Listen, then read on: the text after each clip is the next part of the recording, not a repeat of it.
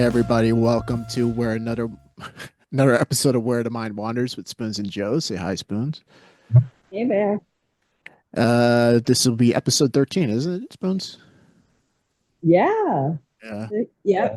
Yeah. All right, a new beginning, a new octave.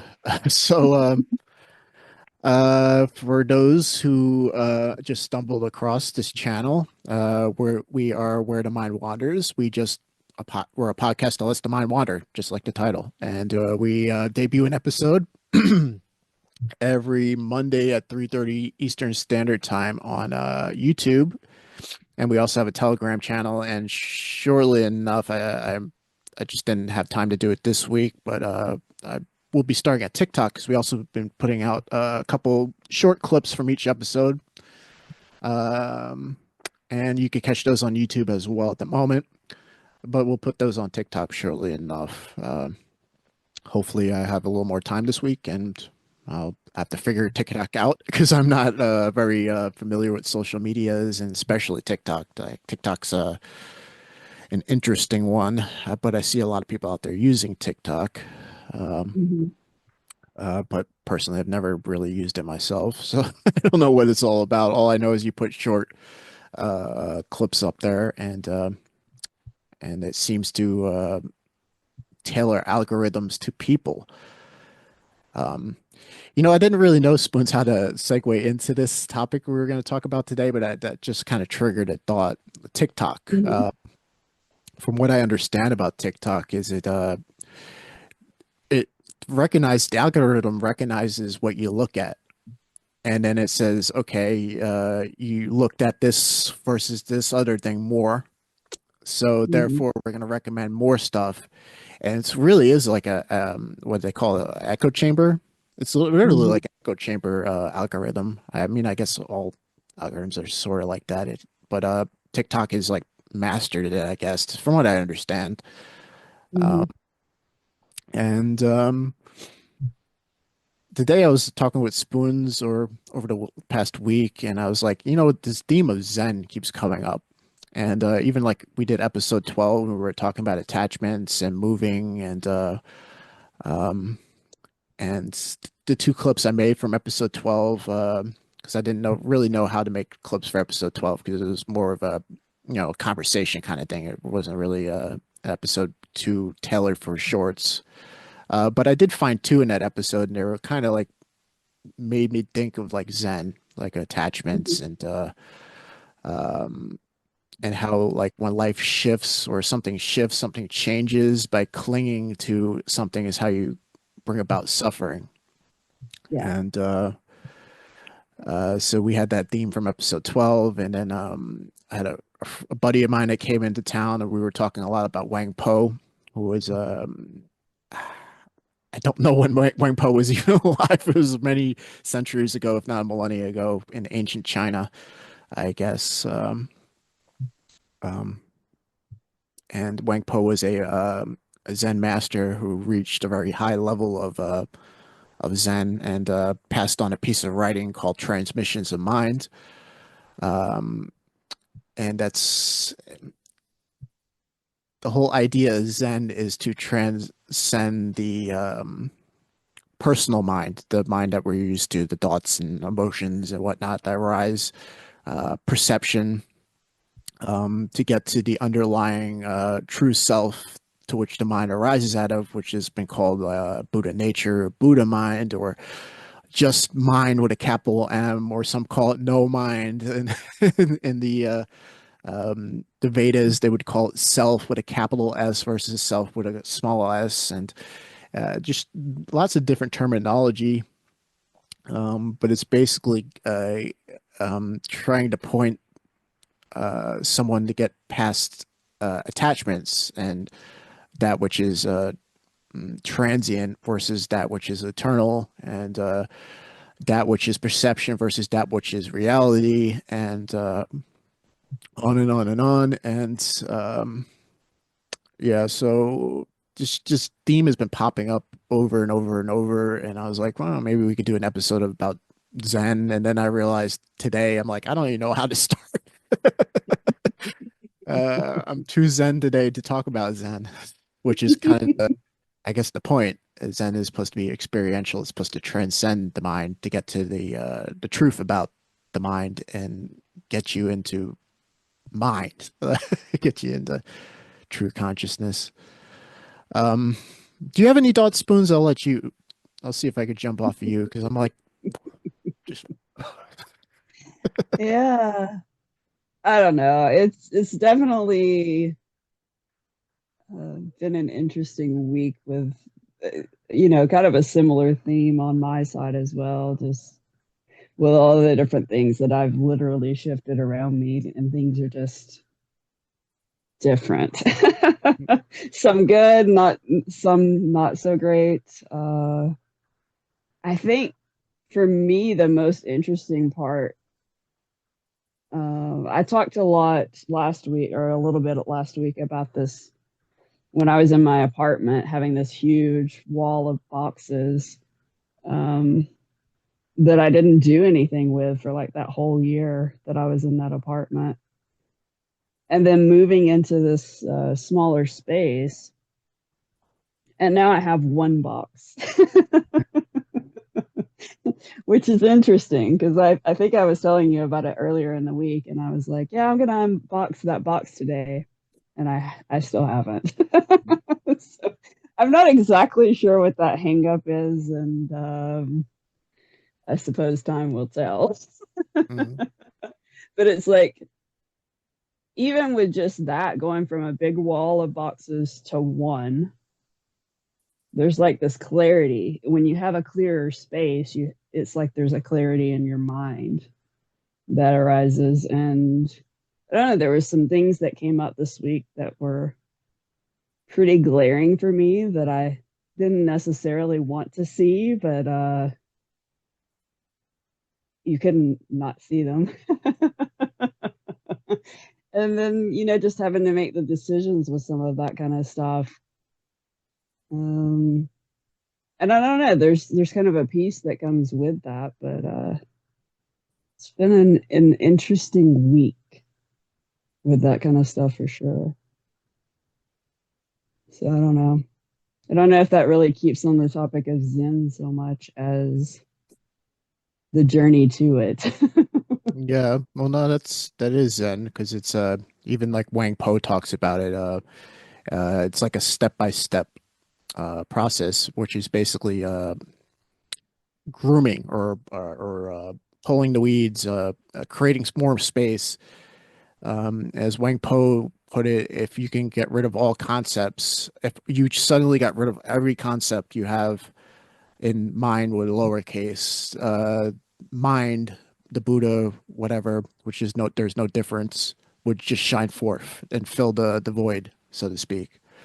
Um, and it's but for most of us, there he was saying it's for some it's like instant, boom, they become enlightened, so to speak, which is basically what mind shining through, because mind with a lowercase would be dot or conceptual mind or self with a small s, whatever. You could think of it as clouds, and mind is the sun behind it all, and you can never make the sun shine. You take away the clouds and the sun just shines through. So he was saying that some people will just experience it in a flash, but for most, it'll be a step by step process where you more and more concepts go, and you let more and more go, and more of the sun shines through. And just like the clouds, you start taking away clouds, it gets brighter and brighter and brighter, until eventually there's no clouds, and that's the sun shines forth with all its radiance. So it's a good allegory, and um, what you were saying is kind of a physical representation because there's a correlation between body, mind, spirit, so to speak. And body in this sense, we're talking about the physical world, and you're saying I got one box left, but you've narrowed it down quite a bit. Mhm. I guess is what wanted me to prompted me to want to talk about this anyway, or got the ball rolling.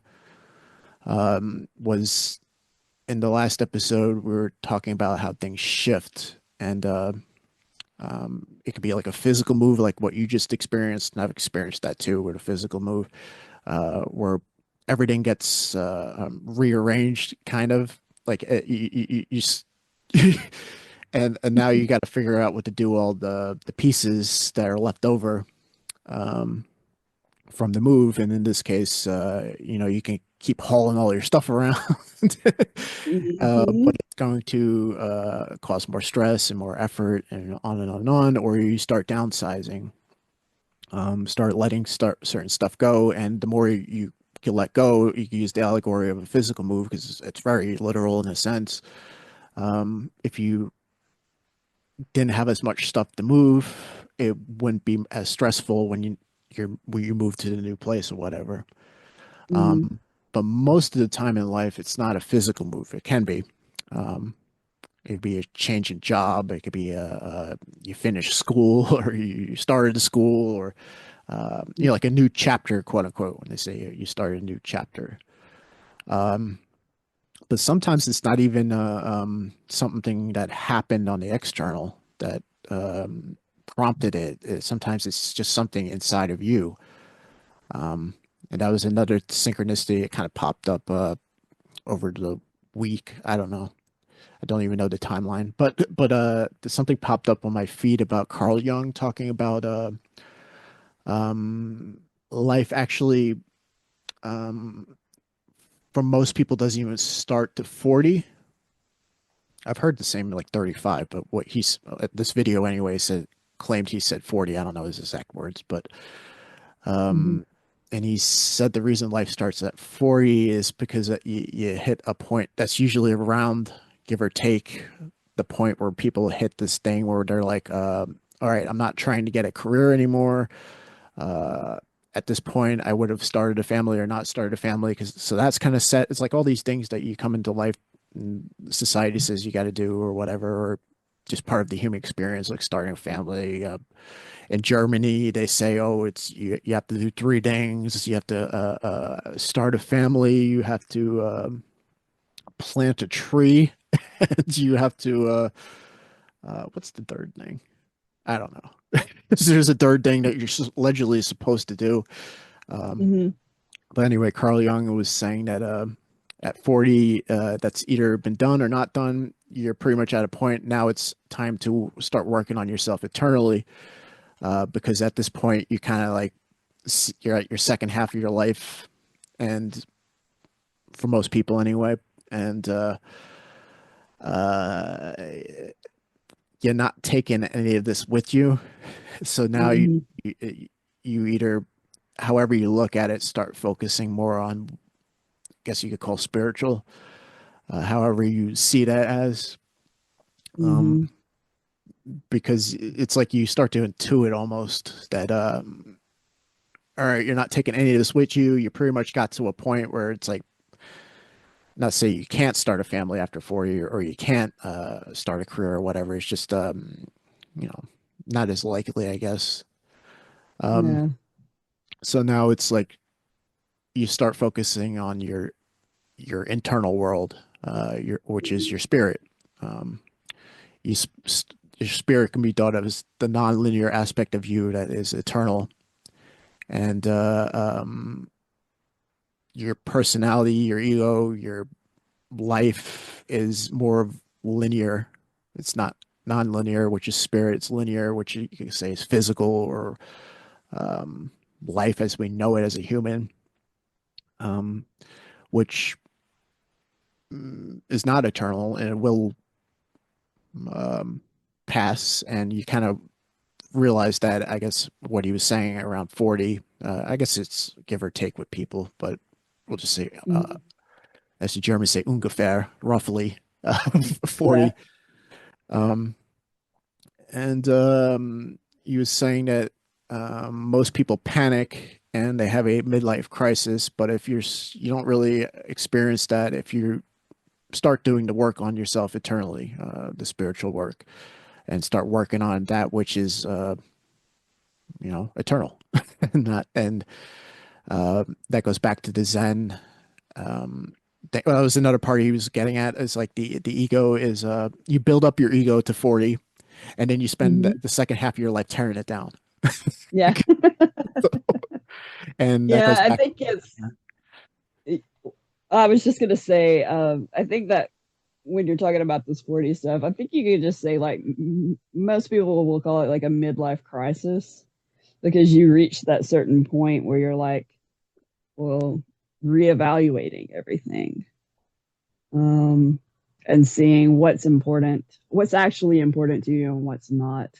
So even if it's not like a spiritual journey, it's typically some sort of reevaluation of your life and deciding to either double down and continue on the path that you're going on or do it differently. Mm, And there's like even a stigma with that because people will reach that and people will call it a midlife crisis. And they're like, well, I don't want to change these things that I feel led to because then people are just going to blame it on a midlife crisis or whatever.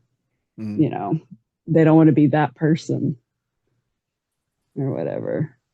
I don't know. It's a hard point to get to in your life though, and realize, oh, maybe I've been doing this wrong.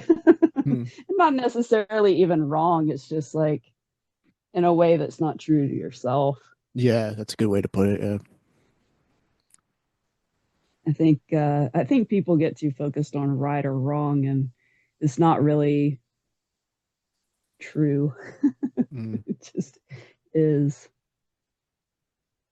I don't know. Yeah, well, that's another thing that's in Zen is they try to get you out of duality because without duality there is no mind with a lowercase. Without duality there's no ego. Um, it's the contrast of that duality where that stuff all arises. And they try to get you out of right and wrong, yes or no, true or false, etc. Because that's all duality and perception, which will create a superposition upon reality. Um, that's the thing. The mind is can't tell what is true and what is false. It just can make up a story and it can try to align with what is reality, I guess to say, truth with a capital Mhm. T, reality with a capital R. Um, it's but that's more experienced, and there's nothing to comment and editorialize upon it. But that's kind of our karma as a human is to have the mind, which is not it's not bad or good or bad thing. It's just by its very nature, it superimposes upon reality and can only filter reality. We call it perception. Um, and it's the path of non-duality to how you see the truth. And there is a truth. It's just there is an absolute truth. It's not relative. Um, but what we're saying is the mind can only see it in degree. I guess is what I'm saying. Like you could, it's not like how many clouds do you have over superimposed upon reality? What's the matrix? I guess you set up to filter reality. Like Mhm. that's the mind, and there's many methods in Zen. Um, Meditation's the famous thing is to transcend the mind with a lowercase by meditating upon that which is permanent, eternal, versus that which is transient, and then you start to see that like the transient, the linear happening upon the nonlinear. But that's also the thing about Zen is it's like, and that's why it's called transmission of mind, and like Wang Po, because it can't be taught intellectually. There are people Mhm. who make an attempt, and the intellect's only going to bring you there because it's literally the intellect that's keeping you from seeing the actual truth that Mhm. you are the Buddha. Like all sentient beings are the Buddha. Like mind, as he said, the capital M is the Buddha. Um, and it's not a physical person who lived 2,500 years ago, though he Mhm. was that incarnation, that body, that what we call person, became a Buddha. We are all Buddha. And the same thing they say with Christ consciousness, a Christian. It's all just different terminology. Yeah. Uh, but yeah, where was I going with that? Yeah, Zen is it's kind of trying to get you past the mind because the intellect can't get you there. It's actually it gets you to a certain point, and then it becomes it's the biggest block. Um, Hmm. it's actually getting integrous enough with the mind is the easy part, and that's not easy because you. No. Um, but once you get to that certain point, it's like it becomes what blocks you from seeing the mind with a capital M because it's still a superimposition upon reality, the intellect. So they have things like meditation. You meditate on that which is eternal. You develop a single pointedness of mind, and that what that means is it gets you to a the one point that doesn't change. Good because it goes. It's like layers. You keep going down and down and down. The deeper you meditate, the better you get at perfecting one pointedness of mind. Hmm. Uh, so there's meditation, contemplation's the same kind of thing. You're contemplating upon like a high spiritual truth or but then you have to know what it's actually a spiritual truth and then it's very messy but then it's like also the idea of koans like we were talking about koans it's like I don't even know how to explain what a koan is like if you asked me to give you a dictionary a definition I don't know how it's the same thing like you define context it's like these are more nonlinear kind of things. I guess somebody out there has made a definition like in the dictionary. Don't ask me what it is, but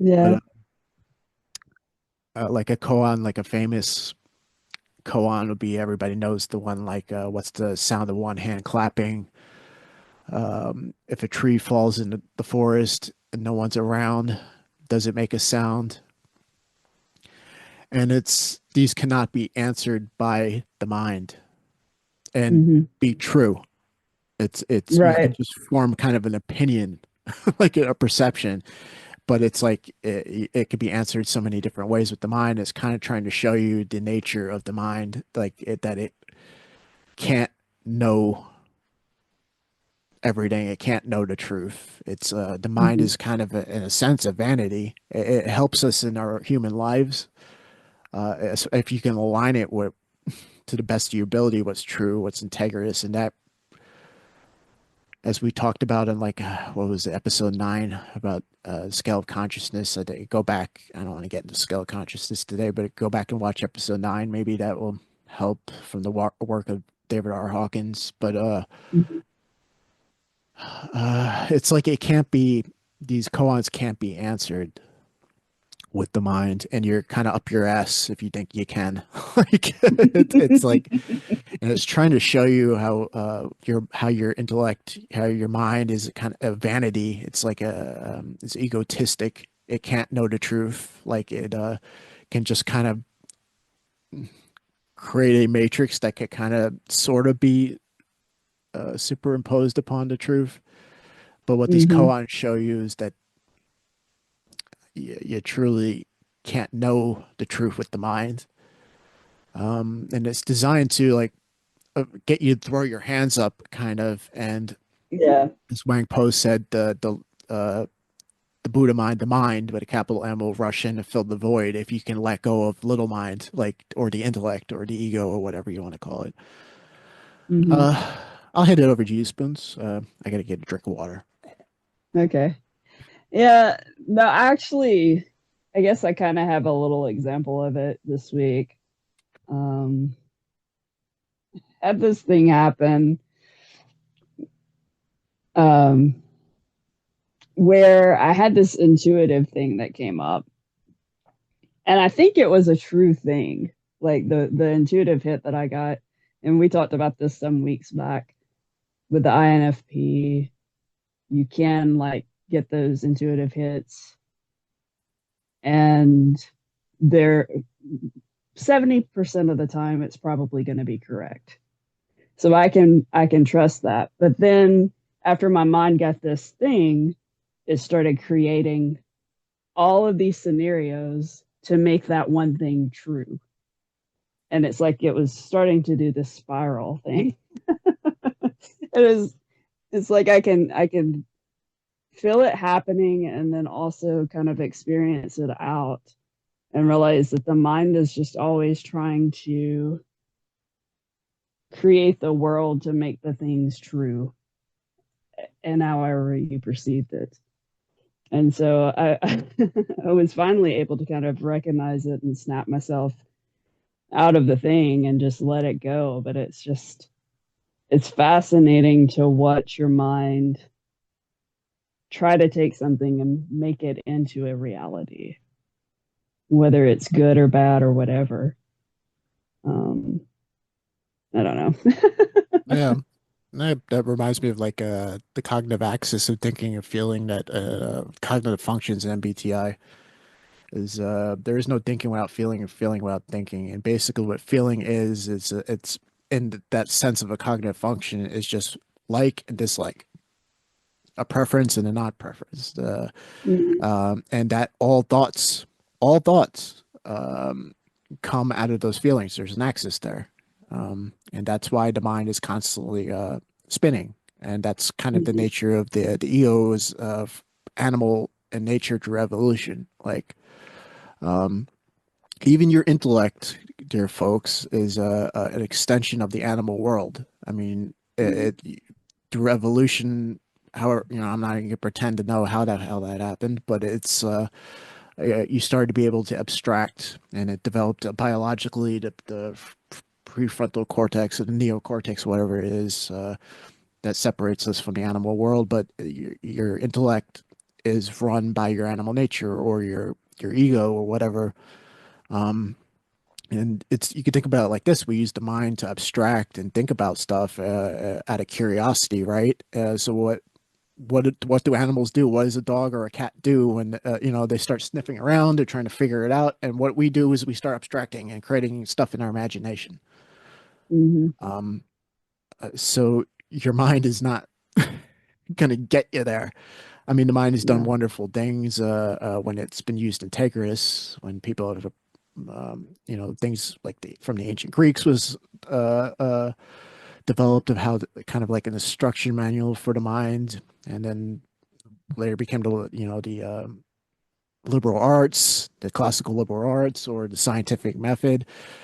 Um, but even pushed to its max, it can only get you to a certain degree of truth. And most of the people in this world, and to all of us to some degree, are not doing that. And Yeah. we're creating a fantasy. And then there's all kinds of psychological mechanisms that we use to justify that. Um, um, Relativism is a big one I see out in the world, or um, either extreme of saying all opinions are valid, or no opinions but mine or this authority are valid, and it goes so many ways. But these are all just justifications to mm, keep the mind arrested in a sense Mm-hmm. because it's comfortable, and you don't want to. Yeah. The whole idea of having a closed mind is just to try to retain your comfort. Mm-hmm. But here's the thing that will only work for so long because things are in the linear world are in constant shift. Um, Mm-hmm. you're going to age, and as we were talking earlier, there's going to hit a point where you start intuiting that, oh shit, I'm not going to be around forever, and um, or it could be something happens, like you move, or somebody passes away, or God knows you lose your career. Life unfolds differently for different people, but something is going to shift. And if you're holding on to the mind, which was just like this imagination factory anyway, I like what Hawkins calls it. The mind is a phantasmagoria. That's a cool word, and it's if you look it up. I had to look that up. Exactly. I could intuit what he meant, but I had to look it up. It means like a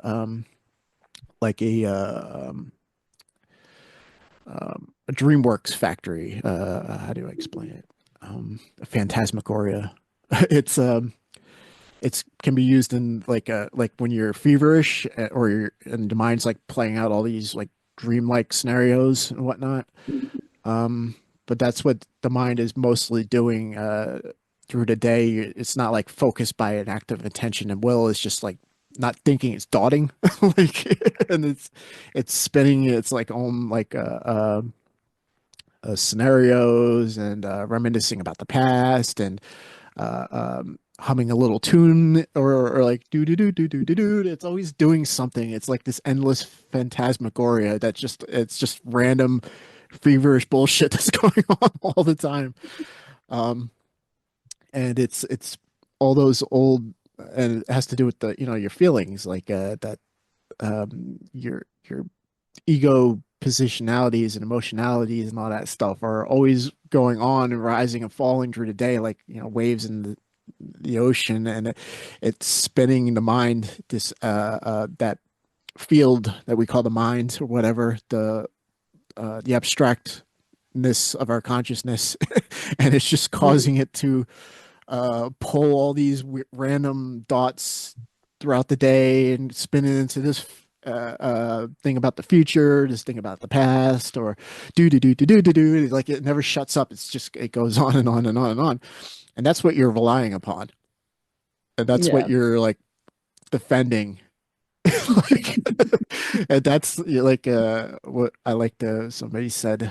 Um, Everybody's out there trying to change the world, but they can't even remember where the keys are half the time. Like it's like so you're relying on the instrument that you can't even remember where you put your keys or whatever to change the world. It's like incredibly narcissistic and arrogant. like um and most of us and to different degrees with different people, different parts of the path in different ways are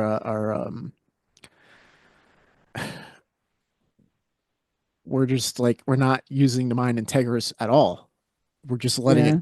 dot and it's a phantasmagoria and we're like it's like and the whole idea with Zen is to transcend that phantasmagoria to see okay where is the mind with lowercase arising out of and that's in Zen they're trying to get you to they're trying to show you that you are the Buddha and that you Hmm. are the reality and this mind is just this little dude, phantasmagoria going on.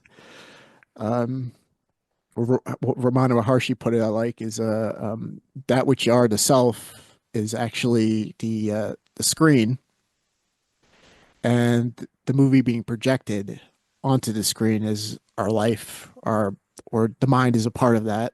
Um, this is all going on top of the screen, but it's just moving pictures on the screen. The phantasmagoria, like Yeah. Interesting.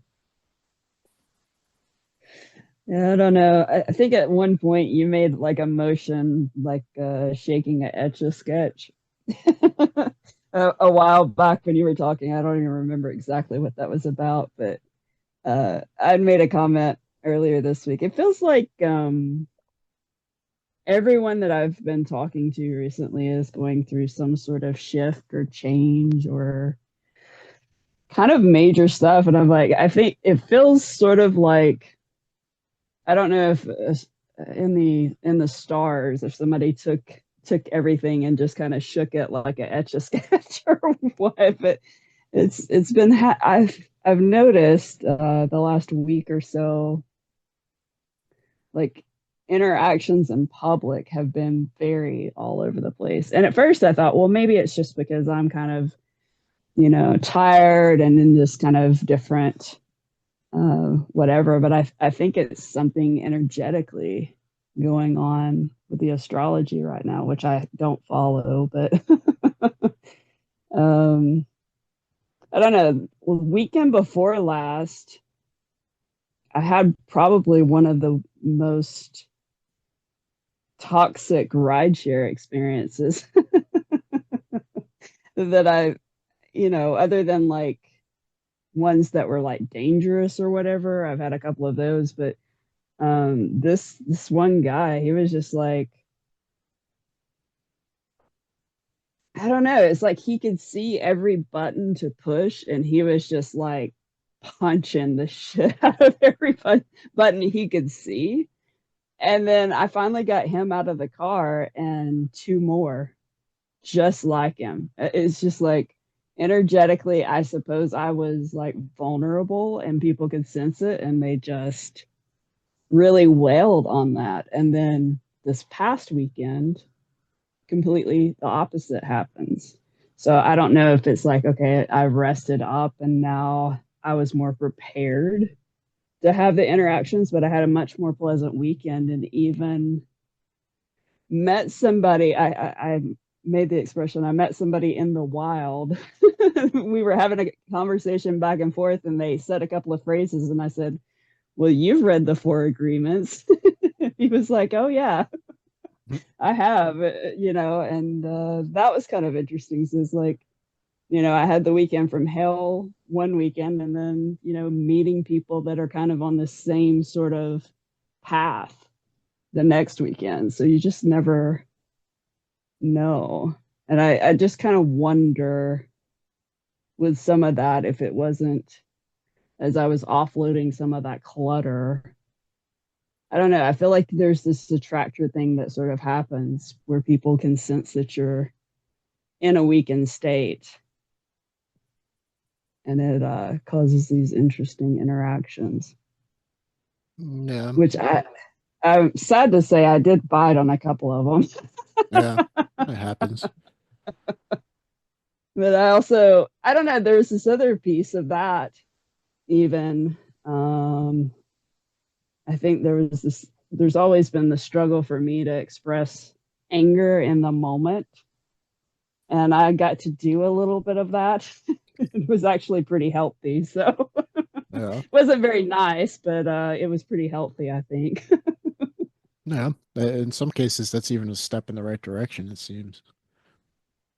Not that you want to stay there and live there and become that, but No. that you're able to do something you weren't able to do in the past. I don't know. Some of that stuff usually seems to work out into like an equilibrium where you finally do something you would never do, and then it's like it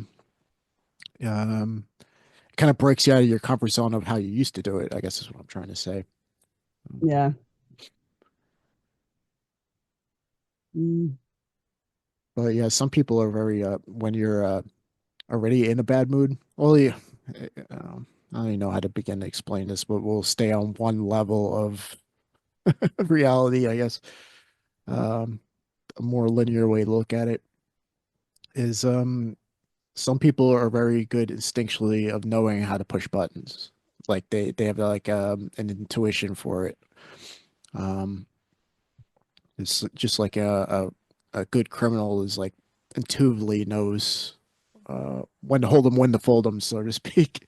Um, they could just feel out when the opportunity is correct, and some people can do that emotionally or psychic vampirism, stuff like that, or they hmm just over their lifetime or lifetimes or whatever have just gotten very, very good at um, uh, feeling out somebody's chink, like or chink in their armor, or where hmm they're vulnerable or whatever. And then when you're already kind of like in a bad mood or stressed, you're not, you're kind of showing your hand, so to speak, a little more. And it's like blood to a shark to some people, where that's how they get their energy.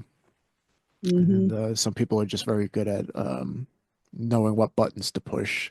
So if you're like hmm you're already kind of stressed with the move and stuff, you probably was able to, after a little back and forward with you, was able to sense that.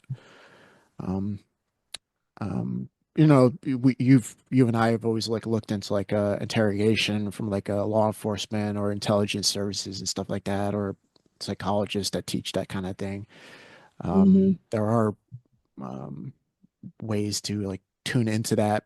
And some people are just naturally gifted at that, knowing where you're vulnerable or what to say. And uh, after a certain while, they kind of see the one vulnerability there. Hmm. And um, yeah, but I've also I've seen that if you're not in that kind of energy, um, you're not giving him you're not showing him the cards, so to speak, because they're not Yeah. literally not there. Like those same Yeah. triggers are not going to be there in a certain state of mind or consciousness. Um, but if you're stressed out and that's like interrogation, they always, they're fishing for certain information. At the same time, they're trying to stress you out. Yeah. And then they narrow in after a 5 minute conversation or whatever, of where exactly to get you, so to speak. Yeah. And some people have just developed that for survival. That's how they survived as kids, either in their families or in a bad neighborhood or uh, just a certain, walk of life. They're just good at it. Um, Hmm. but here's the thing: if you're not in that bad spot, you're not giving them the information they need, and they just move on. So, Yeah. Yeah. Typically, I'm better at masking a lot of stuff, I suppose. But I don't know. It was kind of interesting as he was doing all that stuff. I was like, well, this isn't even about me. This dude obviously hates himself, and he's taking it out on me for whatever reason. Um, but after like 20 minutes of just constant whatever, it's just like I can't. I can't. I get to that point where I can't be sympathetic. Like at some point, there's so much give you can give somebody, and then there's like, okay, well, if you're gonna be a complete jerk, I'm gonna be a complete jerk back to you, which also gives them exactly what they were wanting, which was a reaction. And so I kind of went back and forth about some of that, but it really did feel really nice to tell somebody off the other yeah, weekend. Mm, yeah, I hit that period at some point in my life too, because I held everything in yeah, uh, through childhood, teenage years, even into my early 20s. Um, and I would never tell anybody off. And then it's like one day it just happened. yeah, And then once you realize you can do it, it's like not necessarily that you flip the pole and you do it all the time and become the opposite of what you were, but it's like I was saying earlier, or I was articulating earlier, there's like an equilibrium that starts to get established because now you know you're capable of that. It wasn't the end of the world. You told somebody off. Um, Sometimes that's the course of action to take. Sometimes that consciousness wants you to do that. Sometimes you got it doesn't.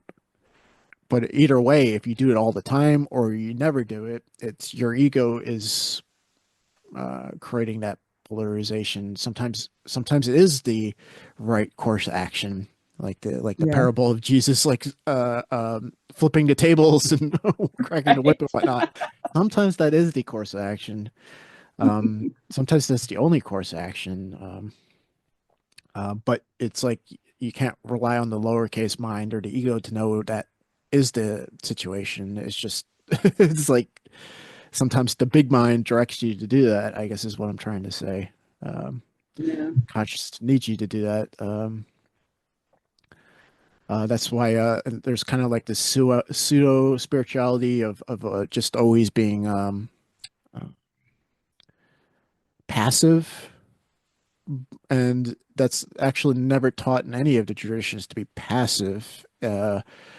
Um, Passive is a clenchingness.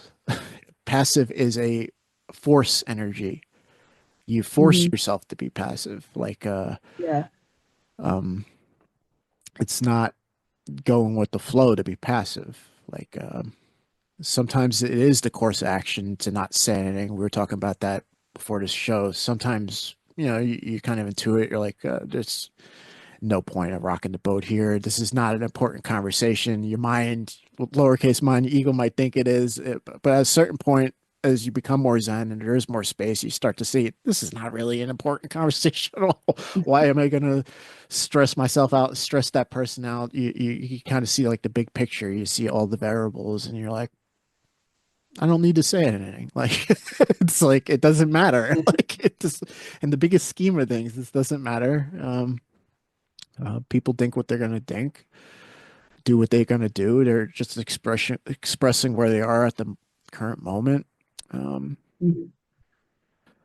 uh, there was actually a pretty interesting koan that came to my mind when you were um, talking earlier, Mhm. and if you try to interpret it through the small mind, you might think you're supposed to be passive, which is not what it's teaching. Is trying to get you past the lower mind. So I'll just tell it to the best of my ability. Okay. There's a short story koan. There's this Zen master in this village. He's a famous Zen master. He had a reputation for being a Zen master, and everybody knew him and respected him and gave him reverence and whatnot. That this guy achieved Zen, he achieved enlightenment or whatever. And there was this family, and in this family that, across the street, um, there was this young. They had a young woman, a beautiful young girl, 17, we'll say, um, and she got pregnant. And her parents, it was a traditional like Asian society, Japan or whatever, and they're they're of course mortified, and they demanded to her who's the father, and she didn't know what to say, so she said, "Oh, the Zen master across the street's the father." So the parents went over there furious, and they said, "Oh, you're the father of our daughter's baby," and and all he could say is that so? And then they're like, "Oh, we'll destroy you. This is horrible. You're supposed to be this Zen master, just a enlightened person, and uh, we'll will ruin you basically." And he goes, "Is that so?" That's all he can answer. Is that so? So, Mhm. the word got around, okay, this the Zen master next door impregnated our young daughter and blah, blah, blah. And his reputation was ruined, and people would taunt him in the streets and talk crap and gossip. And all that he would ever do is say, "Well, is that so?" And um, when the baby was born, the parents said, "Well, this is your problem. You're going to raise the baby." And he goes, "Is that so?" And he raised the baby for like a year as if it was his own. And um, after a year, the daughter um, felt guilty and admitted to her parents that it wasn't the Zen master across the street. She got somebody from school, this kid that worked in the fish market that was her age. And the parents felt horrible that what they did to the Zen master, they didn't know better. Um, and they came and they apologized to him and said, "Please forgive us for our foolishness and the way we acted and destroying your reputation. And we want the baby back." And he goes, "Is that so?" And um, and at that point, the koan is supposed to keep. I don't know if it keeps going, but it's like on and on and on. And all Design Master ever say is that so, and you just, I guess you could say, go with the flow. Mhm. And that's supposed to bring you to the state of bigger mind through contemplating it. And I did have like a flash with that one. But here's the thing about these Zen koans: it's the same with the one hand clapping or the tree in the forest and no one's around. Is there is an answer, um, but it cannot be answered with the lower mind. And if you think it did answer with the lower mind, it's not true. And which is trying what all these koans are trying to get you to. Because through that story, I bet everybody listening to it is forming all kinds of opinions, like Mhm. and all these dualities and on and on and on. And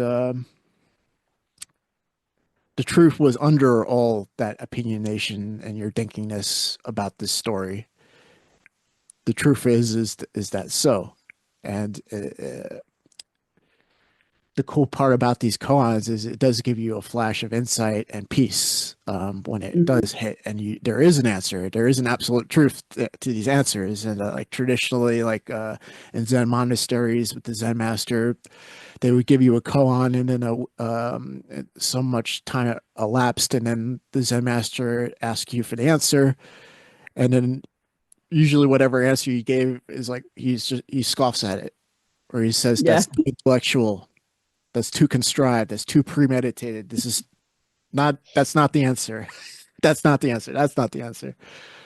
And there's even a koan about the correct answer. Like I think I heard from back in the day from Alan Watts, who actually, if you want to really start studying Zen and get as far as the intellect will take you with Zen, Alan Watts is a good because he teaches a lot about Zen in a very intellectual manner, in a Mm-hmm. very integrous and truthful manner, but it's still intellectual in nature because Zen is beyond the intellect.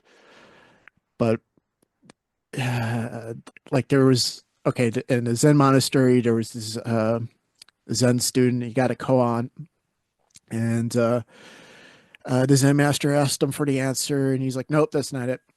Nope, that's not it. Nope, that's not it." And every time and then he would ask, he would say, "The answer is this," and he put up his finger. The answer is this. Mm-hmm. Uh, just put up his finger in silence. So eventually, the guy came back. The Zen student came back to him, and the Zen master asked again, "What's the answer to the koan?" And the student just mimicking him because he always said the answer is this. And he put up his finger. So the student put up his finger, and the master cut his finger off. He ran away screaming, and then eventually he asked him again, "What's the answer?" And he didn't know what to say. He go and the Zen master said, "I gave the answer many times." And the student goes, "I did give you the answer. You cut my finger off or whatever." And he's like, he goes, well, "Give me an answer again." He went to go put up his finger again, and there's no finger. And then immediately the Zen student became enlightened, and he was the Zen master. Ah. Mm.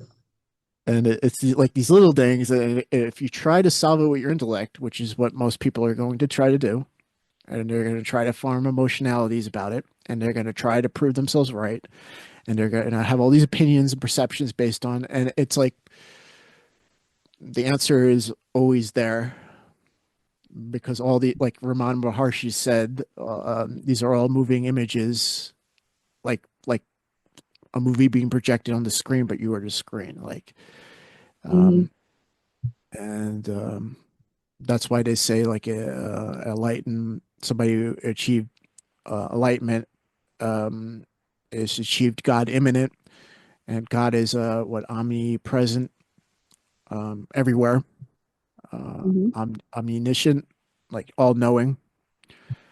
What is omniscient, omnipresent, all knowing? But anyway, there's no. It's all one thing because to know everything, you have to be everywhere. Yeah. You are technically everywhere, and therefore you are technically all knowing. So there is no knower to know about knowledge. It goes on and on and on. But you're not going to figure it out with the intellect. You could, when people are trying to talk about it, like even this episode, you're like, "Well, Joe, you're talking about it." Like, "Oh, you're talking about it." It's like, I, I could just put up my finger. Yeah. You're going to form opinions about it. So it's like, fortunately, yeah, part of linear reality is language. Language is linear, Yeah. and the koan is trying to use linearity to break linearity, I guess is a good way to put it. Um, Yeah. It's interesting. I ran across somebody the other week who I don't know, we started having like some conversation that seemed pretty enlightened. And then politics kind of came up. And I'm not going to say if you're into politics, you're not enlightened, but it's just the way the conversation suddenly took this screeching halt where we were seeing how things all just kind of naturally happen and occur, and the universe kind of provides this sort of stuff, to suddenly there's racial lines and political lines and all of these problems. And I'm just like, are they? Are they problems? Or I don't know. I just I feel like there's been a lot of race stuff. I don't know, kind of come up lately, and I'm just like, I guess I see what you're trying to say and what you're talking about, and I'm not saying that there's not differences with culturally and things like that that can be taken into account. I'm not saying we're not different in some senses, but I'm just like, if we're all eternal souls and we all come from the same place, it's, I don't know, there's just certain things like that that I feel like certain people get so hung up on. And I don't know, that it's like they're missing the bigger picture, but maybe it's me. I don't know. It's like in the Western civilization was built on things like organizations, and fraternities and stuff like that. You know, Freemasonry is the famous example. And one of the rules is no talking of religion and no talk of politics because nothing will be accomplished.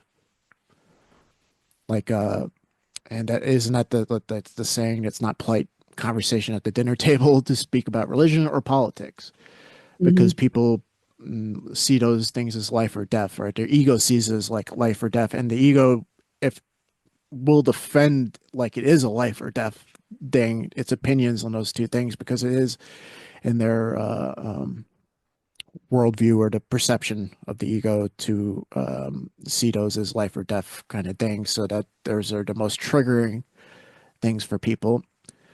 Mm-hmm. Um, and there really is no point about debating um, those things, two issues on anybody. It's um, it's vanity conversation. Like Mm-hmm.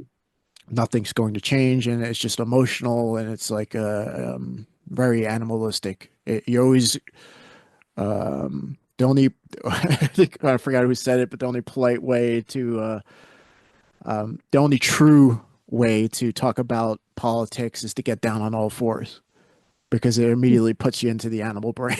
Like it's um, that's the truth about politic talk, and people just talk about it because it's juice, as they say. It's a pleasure Mm-hmm. to juice these negative emotions, and there's nothing but a negative emotions attached to those two things. And Yeah. you're not going to reach people who have a positionality on either of those things. And there's a whole industry, you know, of podcasting and the news media and stuff like that. The reason they like to, especially politics these days, but it used to be religion, and I guess in some circles it still is. But politics is the big thing. It's like it's a religion in and of itself now, and Mm-hmm. it's people are getting what they're wanting out of that kind of talk. It's emotionality. Yeah. You feel elated or whatever because they agree with you, or you get to like fight them because they disagree with you, and Mm-hmm. it's just pointless talk. And yeah, the whole idea that came out of like the ancient Greeks and stuff like that, the civilization was to not worry about those politics and religion, let those reflect everything else. And Mm-hmm. I think it's even talked about in the Tao. I forgot what chapter, but I'm not going to get into that because I don't remember the exact quotes. But it's like politics and religion are supposed to just be a reflection of everything else, not the other way around. It's become the other way around, and that's usually when civilization falls. So, because it puts you back into the animal brain. Um, it puts you back on all fours, so to speak. So, um, Yeah.